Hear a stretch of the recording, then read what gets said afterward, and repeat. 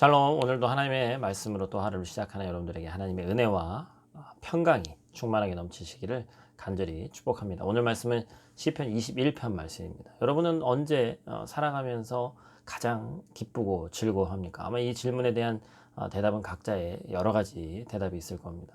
저 같은 경우는 아마 수능 시험 보고 나서, 그 다음에 대학교 합격했을 때, 그 다음에 이제 목사 안수 받았을 때, 뭐 결혼했던 날, 많은 그런 기억들이 있습니다.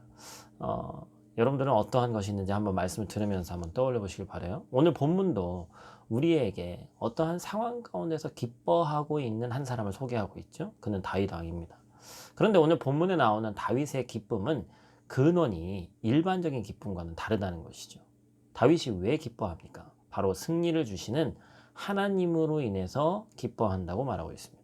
일반적으로 사람들은 자신이 하나님으로부터 무엇인가를 받으면 기뻐하지만 다윗은 오늘 자체가 뭐예요? 하나님 자체만으로 기뻐한다라고 얘기하고 있습니다.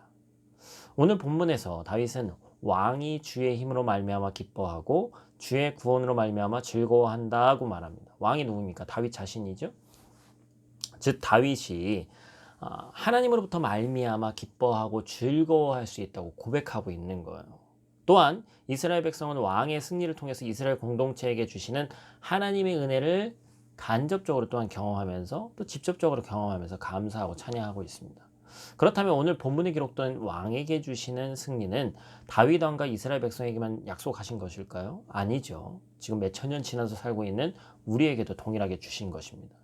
오늘 본문에 또 계속해서 그려지고 있는 것처럼, 또 신약 성경에 보니까 베드로전서 2장 9절 말씀에 기록됐듯이 이미 우리는 하나님께서 세우신 왕 같은 제사장이기 때문에 우리는 오늘 말씀을 보면서 우리 각 사람이 하나님께서 가정과 공동체에 세우신 왕 같은 제사장임을 망각해서는 안 된다. 그리고 그 하나님이 주시는 승리와 기쁨을 소망해야 된다는 것이죠. 우리가 기쁨과 즐거움을 누리는 근원적인 이유는 뭡니까? 바로 주의 구원으로 인함, 즉 하나님의 전적인 은혜 때문이라는 것입니다. 즉 내가 무엇인가를 가지고 그것 때문에 기쁘고 즐거운 것이 아니라 전적으로 하나님만으로 인한 기쁨과 즐거움이라는 것이죠. 이 기쁨을 바란다면 우리는 어떻게 해야 됩니까? 이 세상의 것이 아니라 오직 하나님 한 분만으로 기뻐하고 즐거워할 수 있는 경지에 올라야 된다는 것이죠.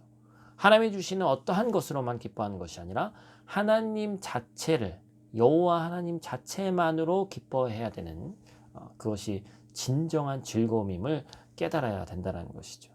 우리가 하나님 자체를 기뻐하고 즐거워하면 하나님은 성도들에게 기쁨과 즐거움을 진짜로 주시는 분이신 줄 믿습니다. 또한 우리가 기뻐할 때 그 기쁨과 즐거움을 주시는 하나님과 동행하는 복이 영원토록 임하게 된다는 것이죠.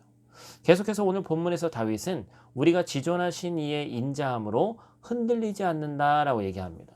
여기서 인자함은 구약 성경에 아주 중요한 하나의 핵심 사상 중에 하나죠. 자비라고도 번역되는 헤세드라고 합니다. 히브리어로.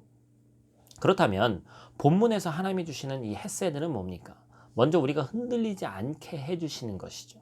사실 우리는 코로나 시대를 살아가면서 주변의 여러 상황과 말들에 의해서 많이 흔들립니다. 대표적으로 뭐에 의해서 흔들리죠? 수치에 의해서 흔들립니다. 어제도 2,000명.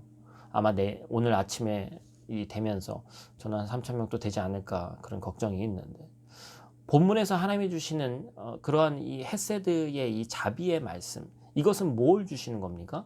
우리가 내 신앙이 견고하고 확실한다고 지금까지 알았지만 위기의 상황이 되니까 어때요? 우리 신앙의 근간이 흔들리는 일이 벌어집니다.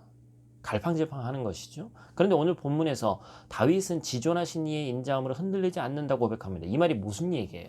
우리가 흔들리는 세상의 기준이 아니라 하나님의 말씀을 의지할 때 흔들리지 않을 수 있다는 거예요. 말씀이 아닌 다른 것으로는 너무나도 흔들릴 요소들이 많이 있다는 것이죠. 왜냐하면 세상의 기준은 상대적이나 하나님의 말씀은 변하지 않는 불변하는 핵심적인 진리이기 때문에 그렇습니다. 사랑하는 성도 여러분, 우리가 하나님의 말씀을 의지할 때만 흔들리지 않을 수 있다는 사실을 반드시 기억하고 믿어야 됩니다. 또한 본문에서 우리에게 주시는 두 번째 헤세드는 우리의 원수를 벌하시고 돌이키게 하시는 것입니다. 본문 8에서 12절 말씀 보니까 하나님은 왕의 모든 원수를 찾아내고 소멸하시며 후손을 멸하시고 돌이키게 하신다 이렇게 약속하십니다. 이 원수는 단순히 사람에게만 해당되는 것이 아닙니다. 악한 마귀 사탄도 마찬가지죠. 우리가 사탄의 그러한 여러 가지 공격 가운데서도 승리하게 하신다는 것입니다. 사랑하는 성도 여러분, 지금 현재 여러분들의 원수, 여기서 말하는 원수는 영적인 원수겠죠.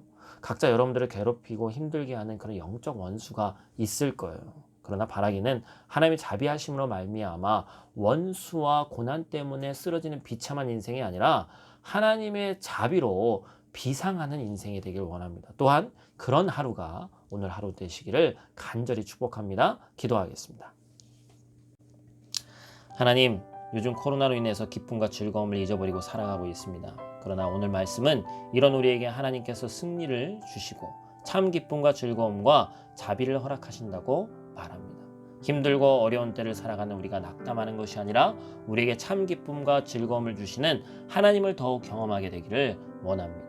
이전까지는 세상의 기쁨과 즐거움을 추구하는 삶을 살았다면 그 모든 것이 멈추고 막힌 이때 저 하늘에 계신 우리 하나님을 바라보고 소망할 수 있는 신앙의 성장이 있기를 원하오니 하나님 함께하여 주시옵소서. 우리가 기도할 때 다윗과 이스라엘에게 기쁨과 즐거움을 주셨던 하나님의 은혜가 우리에게도 동일하게 임할 줄로 믿습니다.